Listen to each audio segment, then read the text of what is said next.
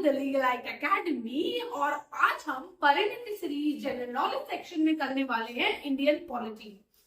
Indian polity में हम करेंगे कुछ इंपॉर्टेंट क्वेश्चंस जो कि आपको डेफिनेटली सॉल्व करने चाहिए। तो यही नहीं, मैं इसके बाद आपके लिए हिस्ट्री, ज्योग्राफी, इकोनॉमिक्स, साइंसेस सारे सब्जेक्ट से क्वेश्चंस लेके आने वाली हूँ ताकि आप लोगों का रिवीजन होता रहे और आप अपने एग्जाम में एक्सेल करें। नाउ फॉर दैट आप लोगों को बस एक छोटा सा काम करना है, subscribe to our channel, ring the bell icon and follow me for this channel and latest updates. So हम पहली चीज जो पढ़ेंगे, जो पहला क्वेश्चन है वो है which part of the Indian constitution deals with the fundamental rights. तो अगर हम देखते हैं तो part 1 talks about union and it's states, मतलब भारत क्या है और भारत में कितने राज्य हैं। Part 4 talks about a concept called as DPSP which is directive principle of state policy. Part 5 talks about the union. The union is आपका prime minister, president, council of minister, attorney general, CAG, supreme court सब। And this is part 3 which talks about your FR from article 12 to article 35. Now apart from this, let's see the next question.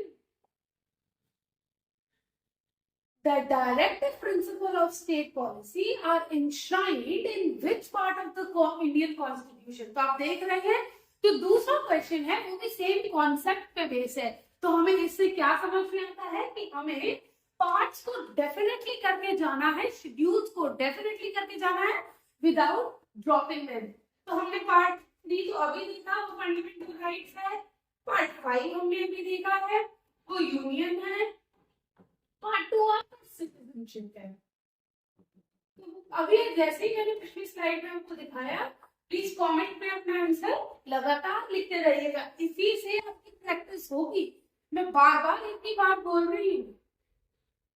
आइए देखते हैं तीसरा question which is who is the father of Indian constitution. अगर हम देखें तो इसका answer है सीधे भीमराव अंबेडकर, क्योंकि mister B R Ambedkar was the head of the drafting committee. It was he जिन्होंने 2 साल लगातार मेहनत की कि हमारा कॉन्स्टिट्यूशन एक ऐसा कॉन्स्टिट्यूशन बने जो कि भारत के हर आदमी के लिए हो। अब हम देखते हैं next question. The concept of judicial review has been taken from which country's constitution? एक बात मैं आपको बता देती हूँ, borrowed from various constitution की वजह से इंडियन कॉन्स्टिट्यूशन को बल्किस्ट कॉन्स्टिट्यूशन कहा जाता है। अगर देखा जाए तो आपको रियलाइज होगा कि borrowed कॉन्स्टिट्यूशंस एक बहुत इंपॉर्टेंट थीम बन गया है। तो आप लोग इसको बहुत अच्छे से करके जाइएगा। यूनाइटेड किंगडम से हमने लिया है पार्लियामेंट्री सिस्टम या फिर single citizenship. Then we have also taken the concept of PM and council of ministers. Canada से और ऑस्ट्रेलिया से, Canada we have taken some of the parts for कोकरेट एंड रेसिडुअल पावर। तो लेकिन जो सबसे इंपॉर्टेंट कंट्री है वो है यूनाइटेड स्टेट्स ऑफ अमेरिका। अगर आप अमेरिका का स्ट्रक्चर देखेंगे तो आपको रियलाइज होगा कि स्टेट में अलग जुडिशरी है और सेंटर के लिए अलग सुप्रीम कोर्ट बना हुआ है। यही तो है ना हमारे देश में भी। So the correct answer for this question is United states of America.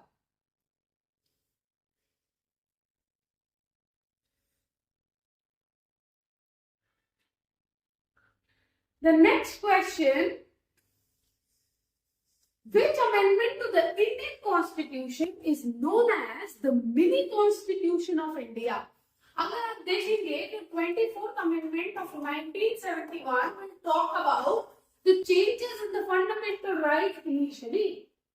इसी के बाद 47th Amendment of 1972 is one of the amendment जिसने 200 प्लस चेंजेस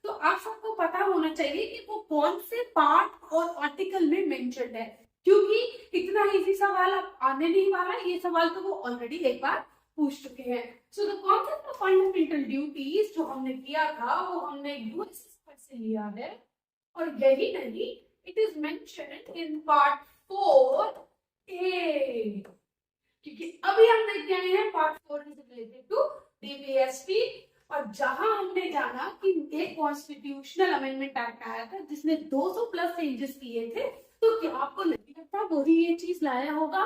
तो it was 42nd amendment act of 1972, और यही जान लीजिए कि these are added article 51A। They talk about कि भारत में लोगों की भी कुछ ड्यूटी है, खाली सरकार की और आपके संवैधानिक अधिकार के अलावा आप लोगों को कुछ ड्यूटीज भी परफॉर्म करनी होंगी।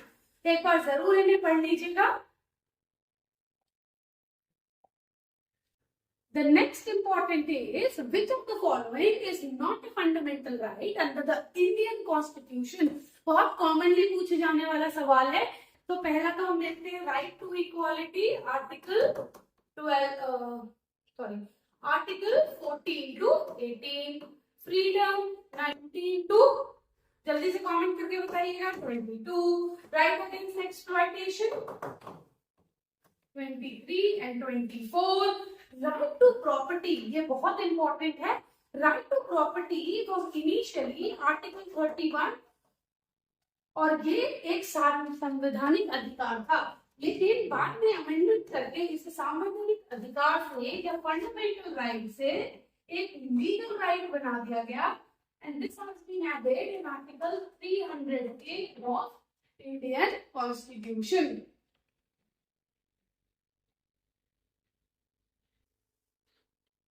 The next question is the anti-defection law was enacted through which of the amendment? ये लीजिए भाई, ये तो थाली में ही सर्व होके आ गया, ये हमने अभी अभी किया है।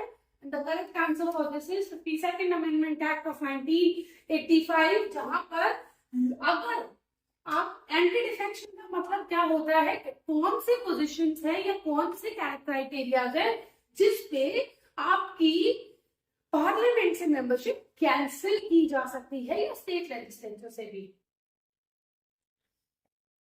आइए देखते हैं next question. Which article of Indian Constitution provides imposition of the president's rule in the state? पता होना चाहिए जब हम पार्ट 19 की बात, जब हम पार्ट 18 की बात करते हैं, दैट मीन्स हम इमरजेंसी की बात कर रहे हैं, और इमरजेंसी के आर्टिकल्स हैं article 351 to 360, sorry 352 360। So 352 is the national emergency of the country, 360 is the financial emergency। अब हमें पता है कि हम दो इमरजेंसीज के बारे में पूछ चुके हैं, तो कौन सा ऑप्शन बचा हमारे पास? बी, आर्टिकल 356, जो की बात करता है या तो स्टेट इमरजेंसी या फिर we also call it as president's rule. आ जाते हैं नेक्स्ट क्वेश्चन पे। The finance commission in India is constituted under which article? बहुत प्रोमिनेंट है क्योंकि अभी 16th फाइनेंस कमीशन को कॉन्स्टिट्यूट किया गया है by, which will be headed by Arvind प्रयागराजा। इसका आर्टिकल है आर्टिकल 280। ध्यान रखिएगा, फाइनेंशियल कमीशन एक कॉन्स्टिट्यूशनल बॉडी है, और फाइनेंशियल कमीशन का क्या स्पेशल क्राइटेरिया है, कमेंट करके बताइएगा।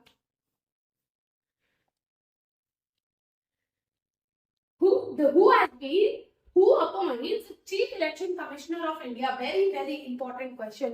इसके इन जैसे क्वेश्चंस के लिए मैं आपको एक ट्रिक बताती हूँ। अगर कोई भी क्वेश्चन भारत के संविधान से जुड़ा है या कोई ऐसा ऑफिस जो भारत के संविधान में लिखा हुआ है, तो उस पे अपॉइंटमेंट सिर्फ एक ही आदमी कर सकता है, who is the first citizen, who is the heads of the heads, which is the President of India। The Right to Information Act was enacted in which year? ये तो हम सबको पता है आरटीआई कितना इंपॉर्टेंट पार्ट है आज के लिए, and the RTI Act was given to us in 2010।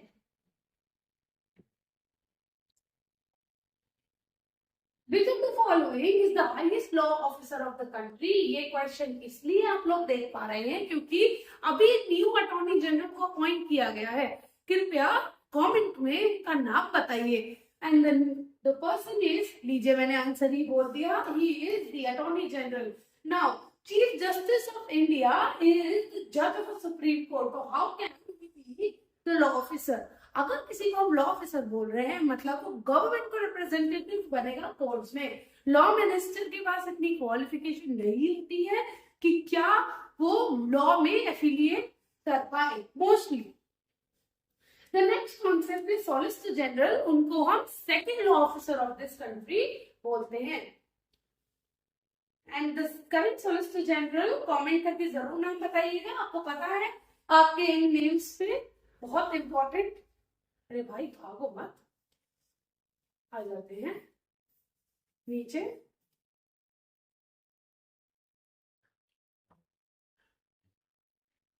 लीजिए आ जाते हैं नेक्स्ट क्वेश्चन पे, which is the Panchayati Raj system in India was implemented by which amendment act? ये तो आपको पता है, on the recommendation of Balwant Rai Mehta committee the Panchayat Raj system came by 73rd amendment act. यहाँ मैं एक सजेशन बताना चाहूंगी कि पंचायती राज सिस्टम जब बोलता है तो आप 74th मत मार्क कर दीजिएगा, क्योंकि 74th जो है वो म्युनिसिपैलिटीज और म्युनिसिपल कॉर्पोरेशन से रिलेटेड है। Let's see now the last question. अब हम आ चुके हैं आखिरी क्वेश्चन पे। Which of the articles of Indian constitution abolishes untouchability? अगर आप देखें, मैंने आपको अभी बताया था right to equality covers article 14 to 18। 14 is equality before law and equal protection of law. Article 15 is prohibition on the basis of discrimination on the basis of caste, color, sex, religion and place of birth. Article 16 talks about prohibition of the employment on Article 15 discriminative cases. Then the next is Article 17. Article 17 is the article which abolishes untouchability and makes untouchability a cognizable and non-bailable offense. तो आप लोग comment करके बताइएगा कि कॉग्निसेबल और non bailable offence क्या है। जितने ज्यादा कमेंट्स आएंगे मैं जरूर इस कॉन्सेप्ट को नेक्स्ट वीडियो में डिस्कस करूंगी, क्योंकि आपको पता होना चाहिए कि ये रेगुलरली पूछे जाने वाला कॉन्सेप्ट है। For more information subscribe to our channel. Thank you.